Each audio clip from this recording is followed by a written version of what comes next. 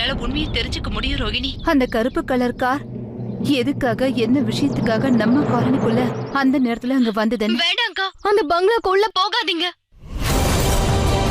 அக்கா, இப்ப நீங்க காட்டுக்கு நடுவுல இருக்கிற அந்த ஆபத்தான பங்களாக்கு எதுக்காக போனீங்க? இப்ப அதுக்கு என்ன அவசியம் இருக்கு? ஹலோ அக்கா. சீமா, என்ன பண்றீங்க? ஆமா, நீங்க உங்க போனை சுவிட்ச் ஆஃப் பண்ணிடுங்க சீக்கிரம். போனை எதுக்கு சுவிட்ச் ஆஃப் பண்ணணும்? சொல்றது கேளுங்க.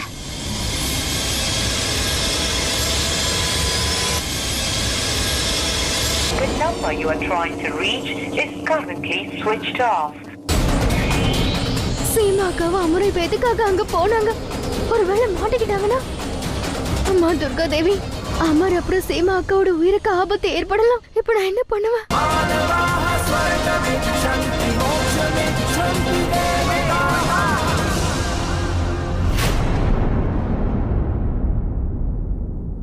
என்னன்னா நீங்க பேசுறத பார்த்தா நாங்க என்னவோ உங்ககிட்ட கேக்குற மாதிரி இருக்கு. அவ்வளவு கம்மியான ரேட்டுக்குலாம் இது போகவே போகாது. ஐயோ பவி அண்ணி, இவர் பழைய பேப்பர் வாங்குறவர், தங்க வெள்ளி வாங்குறவர் இல்ல. அதுவும் இல்லாம பழைய நியூஸ் பேப்பருக்கு இந்த காலத்துல 50 ரூபாய் யார் கொடுப்பா? நீங்க கொஞ்ச நேரம் பேசாம இருங்க. அவரை ஒழுங்கா எடை போட விடுங்க. 70 ரூபா கொடுப்பேன். அதுக்கு மேல 1 ரூபாய் அதிகமாவும் கொடுக்க மாட்டேன், கம்மியாவும் கொடுக்க மாட்டேன். கொடுக்கறதுனா கொடுங்க. 70 ரூபாவா?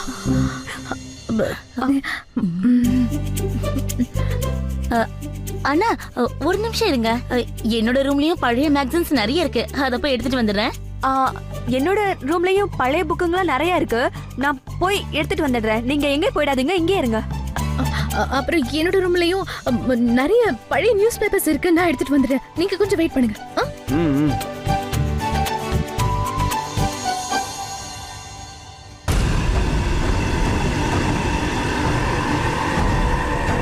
இந்த சீமா எங்க கண்ணிலே பட மாட்டேங்கிறா?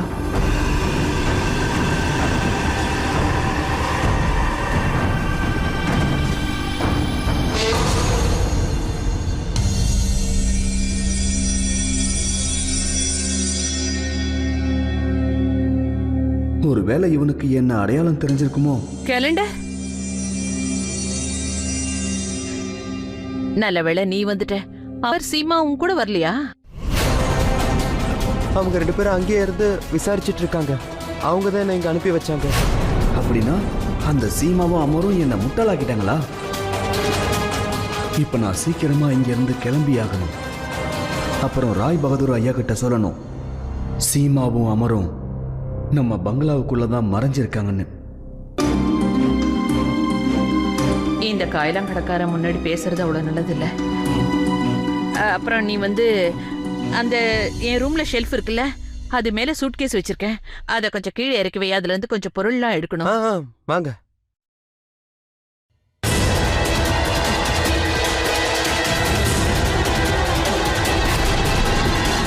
அண்ணா அண்ணா நில்லுங்க. அதுக்குள்ள கிளம்பிட்டீங்க?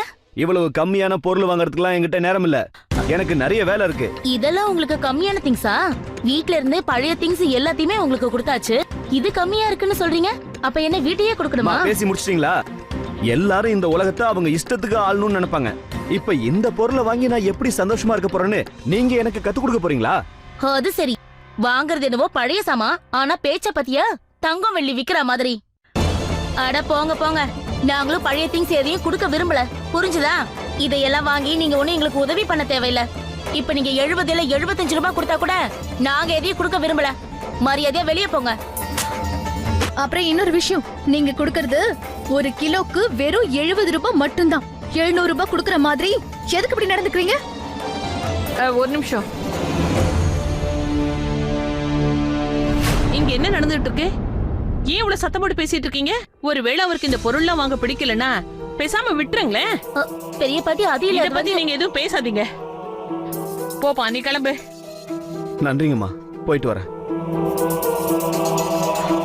ஒரு நிமிஷம்.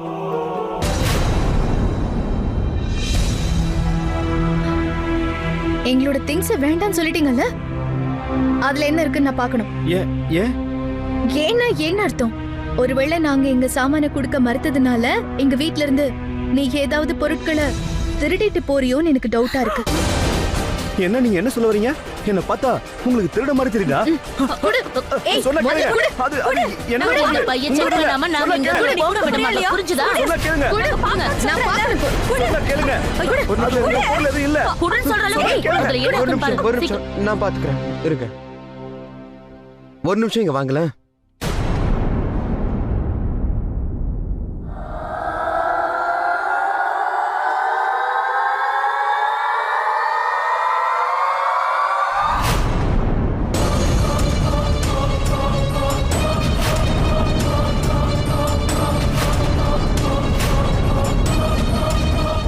அன்னைக்கு நீதானே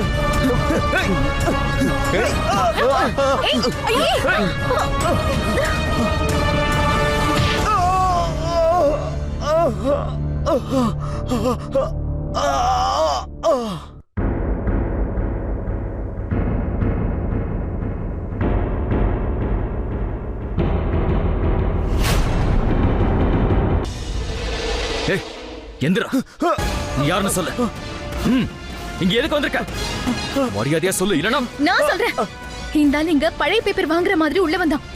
ஆனா பொய்யான தாடி மீசிய பார்த்தா இவன் திருட்டு பையனா இருப்பானோன்னு எனக்கு டவுட்டா இருக்கு. இங்க என்ன நடக்குது பிரேம்? யார் இந்த ஆளு? நான் சொல்றேன். ஆம்புலன்ஸ் ஆக்சிடென்ட் ஆன இடத்துக்கு நாங்க போயிருந்தோம்ல, அன்னைக்கு அவன் எங்களை கண்காணிச்சிட்டு இருந்தான். அப்பவே இவனை பிடிச்சு நாங்க போலீஸ் கிட்ட ஒப்படைச்சிட்டோம். ஆனா இவன் போலீஸ் கிட்ட இருந்து தப்பிச்சு ஓடிட்டான். அப்படின்னா எங்க பாஸும் சீமா அண்ணியும் சந்தேகப்பட்டது சரியா தான் போச்சு.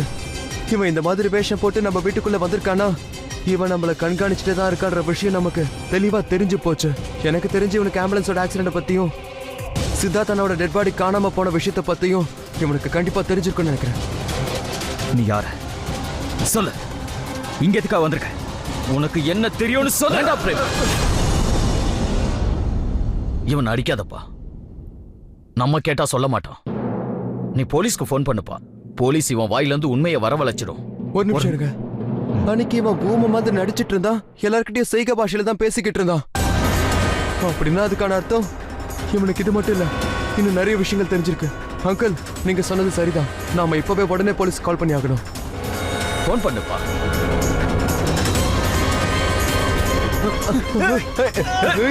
பிரேம், பிரேம், ஒரு நிமிஷம் இரு.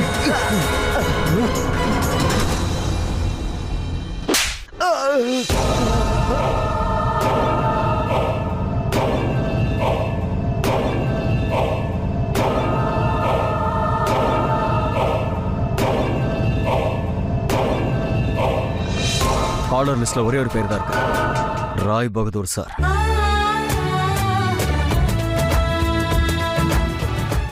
இருக்கு ஆனா இல்ல. வாசனை இருக்கும் ஆனா இருக்காது. அதுக்கு தான் கோகுல் சாண்டோல். இதோட வாசனை இருந்துகிட்டே இருக்கும் ஃபுல் டே. கிரிதர் பரத்வாஜ் ஹவுஸுக்கு போயிருக்கான். ஆனா அவன் இந்த வேலையை செஞ்சு முடிச்சிருவானா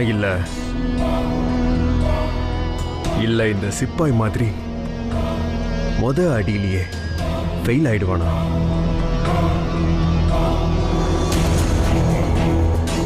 எப்படி பாம்பு தான் வாளால தன்னோட அடையாளத்தை அதுவே அழிச்சிடுமோ, அதே மாதிரி நீயும் கிரிதர் உன் தப்ப நீ திருத்திக்கிட்டே ஆகணும். ஏன்னா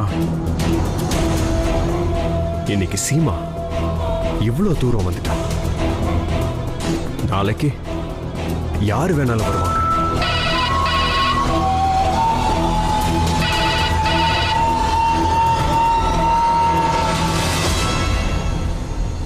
உங்களுக்கு ஒரு விஷயம் சொல்ல தான் ஃபோன் பண்ணோம். உங்களுக்கு ரொம்ப முக்கியமான ஒருத்தர் எங்ககிட்ட இருக்காரு, ராய் பகதூர் சார். அப்படின்னா இதுக்கு அர்த்தம் கிரிதர் யார் பேசுறீங்க?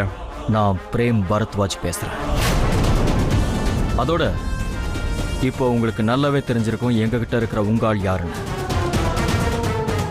அதனால போலீஸ் கிட்ட போக வேண்டாம் நீங்க நினைச்சீங்கன்னா எங்க கேள்விகளுக்கு பதில் சொல்றதுக்கு நேரா இங்க வாங்க. நான் வரேன். நீங்க உங்களோட வீட்டு அட்ரஸ் மட்டும் சொல்லுங்க.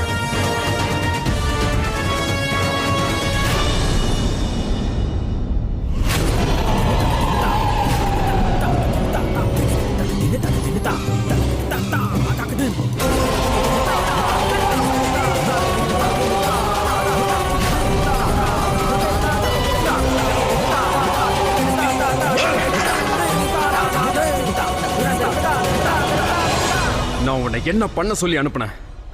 ஆனா நீ என்ன பண்ணி வச்சிருக்க கிருத? உன் தப்ப திருத்திக்க சொல்லி அனுப்புனேன். ஆனா நீ அதே தப்ப திரும்ப செஞ்சு வச்சிருக்கல? இல்ல, இப்ப நான் முதல்ல அவனை அங்கிருந்து வெளியே கூட்டிட்டு வந்தே ஆகணும். ஏன்னா ஒரு தடவை இந்த விஷயத்துல போலீஸ் என்ட்ரி ஆகிட்டாங்கன்னா அப்புறம் எந்த வீட்டை கண்டுபிடிக்கிறதுக்கும் அவங்களுக்கு ரொம்ப நேரம் ஆகாது. அப்புறம் எந்த சக்கர வியூகத்தை நான் உருவாக்கணும் அது அழிஞ்சு போயிடும். சீமா, ரோஹிணி வர்றதா இருந்தா இந்நேரம் இங்க வந்திருப்பா. ஒருவேளை நாம தப்பா நினைச்சுக்கிட்டு இருக்கோமோ? ரோஹிணிக்கும் அந்த பங்களாவுக்கும் அப்புறம் அந்த ஆளுக்கும் ஏதோ தொடர்பு இருக்குன்னு. இல்ல அமர், நிச்சயமா அதுக்கு வாய்ப்பே இல்ல. ஏன்னா ரோகிணி கிட்ட நாம இங்க இருக்கோம்னு சொன்னதுமே அவ எதுக்காக நீங்க அந்த பங்களாக்கு போனீங்கன்னு கேட்டா, நீங்க அங்க போயிருக்க கூடாதுன்னு சொன்னா. அவகிட்ட நான் எதுவுமே சொல்லலையே. ஆனா நான் எந்த இடத்த பத்தி பேசுறேன்னு அவளுக்கு நல்லாவே தெரிஞ்சிருக்கு அமர். அதனாலதான் அவ பேச்சுல ஒரு பயமும் ஒரு படபடப்பும் இருக்கிறத நான் கவனிச்சேன். சீமா, ஒருவேளை நீங்க இப்படி சொல்லிருக்கலாம்ல, நாம காட்டுல இருக்கோம்னு. அதனால பயத்துல சொல்லிருக்கலாம் இல்லையா? அமர், அவ என்னோட தங்கச்சி. எனக்கு அவளோட ஒவ்வொரு ஆசையும் அவ மனசுல என்ன இருக்குங்கிறத பத்தியும் நல்லாவே புரிஞ்சுக்க முடியும் அமர். அதான் உண்மை. எனக்கு தெரியும். எனக்கு முழு நம்பிக்கை இருக்கு. நிச்சயமா ரோகிணி இங்க வருவான்னு. அக்கா, ஐம் சாரி. நான் விருப்பப்பட்டாலும் ஒன்னும் செய்ய முடியாது. என்னால உண்மையை சொல்ல முடியாது. ஏன்னா நான் ஒரு சத்தியத்துக்கு கட்டுப்பட்டிருக்கேன். என்னால உங்களை இங்க இருக்கவும் விட முடியாது, உங்க முன்னாடியும் வர முடியாது. அப்படி வந்தேன்னா உங்களோட சந்தேகம் உண்மைன்னு உறுதி ஆயிடும். அக்கா ப்ளீஸ், தயவு செஞ்சு இங்க இருந்து சீக்கிரம் போயிடுங்க. ஏன்னா இந்த பங்களாக்குள்ள என்ன ஆபத்து இருக்குன்னு எனக்கு மட்டும் தான் தெரியும். வேற யாருக்கும் அது தெரியாது. உங்களுக்கு ஆபத்து வரத நான் விரும்பலக்கா. ப்ளீஸ்க்கா போயிடுங்க. சீமா, பிரேம் உங்களுக்கு சாயங்காலம் வரைக்கும் தான் டைம் கொடுத்துருக்கான். இப்போ சாயங்காலம் ஆக போகுது.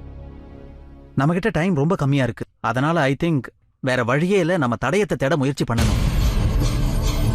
அப்பதான் நம்ம விசாரணையில உண்மை இருக்குன்னு நாம அவங்களுக்கு நிரூபிக்க முடியும்.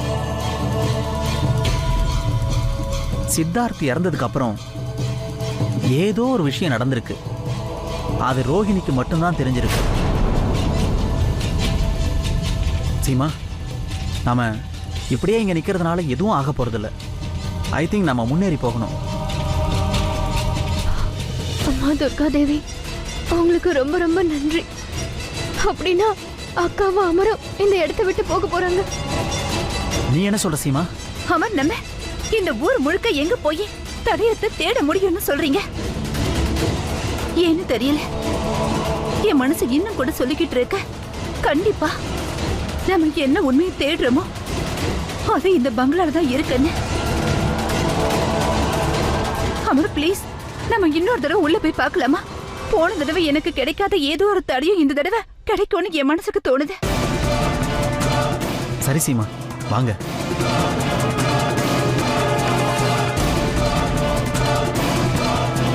இல்ல, இவங்க ரெண்டு பேரும் அந்த பங்களாக்குள்ள போக கூடாது. அப்படி போனா நிலைமை ரொம்ப மோசமாயிடும். எப்படி அதை தடுத்து நிறுத்தணும்? இல்ல, நான் இப்ப எப்படி தடுத்து நிறுத்துவேன்? என்னால இப்ப அவங்க முன்னாடி போக முடியாது. நான் அவங்க கேள்விகளுக்கு எப்படி பதில் சொல்லுவேன்? என்னால எதுவுமே சொல்ல முடியாது. இப்ப நான் மறைக்கிற உண்மைய என்னால என் சீமா அக்கா கிட்ட கூட சொல்ல முடியாது. இப்ப நான் என்ன பண்ணுவேன்?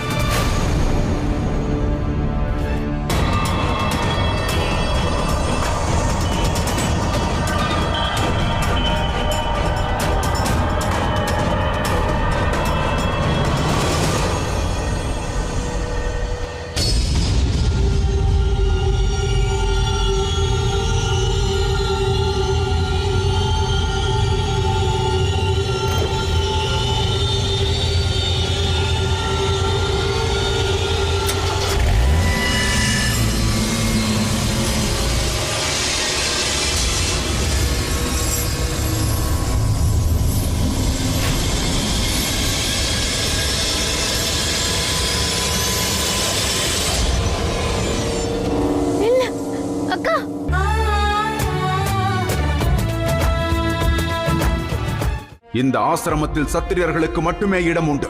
இங்கு சூத்திரர்களுக்கு இடம் இல்லை. சூரிய புத்திரனாக பிறந்தும்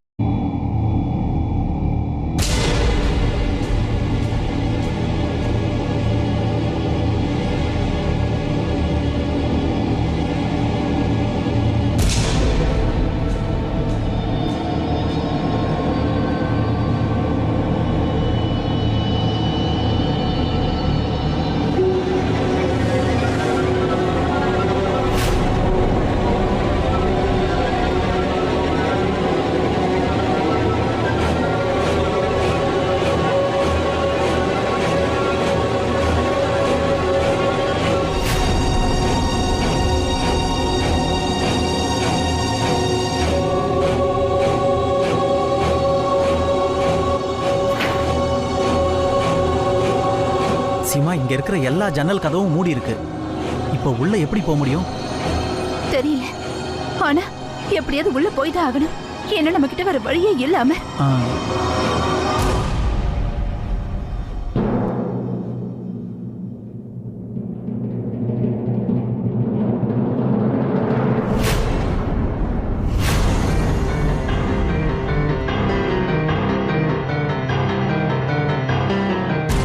சீமா,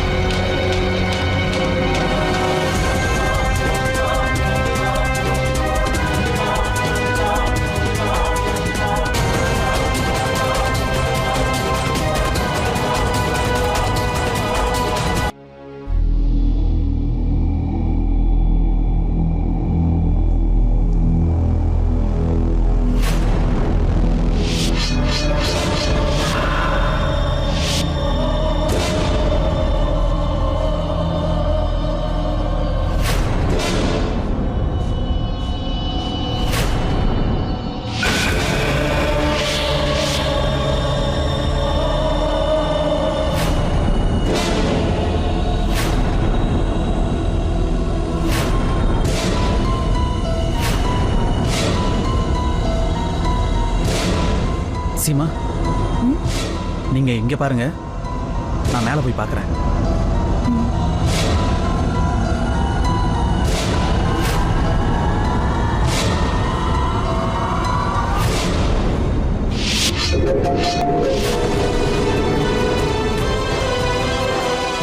அம்மா துர்கா தேவி, நான் ஏதாவது ஒண்ணு பண்ணி அமரையும் சீமா அக்காவையும் இந்த பங்களா விட்டு வெளியே அனுப்பணும்.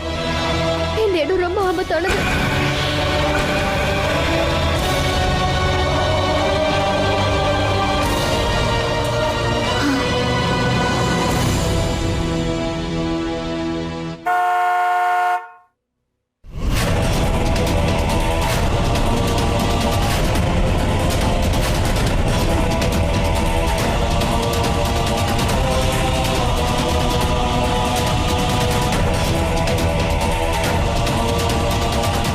ஒருவேளை இந்த பங்களாவோட முதலாளி திரும்பி வந்துட்டாரா என்ன? பார்க்கலாம்.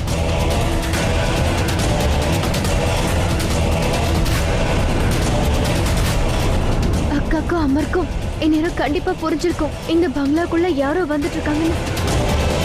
ஆனாலும் அவங்க ஏன் பயந்து போய் வெளியே வர மாட்டேங்கிறாங்க?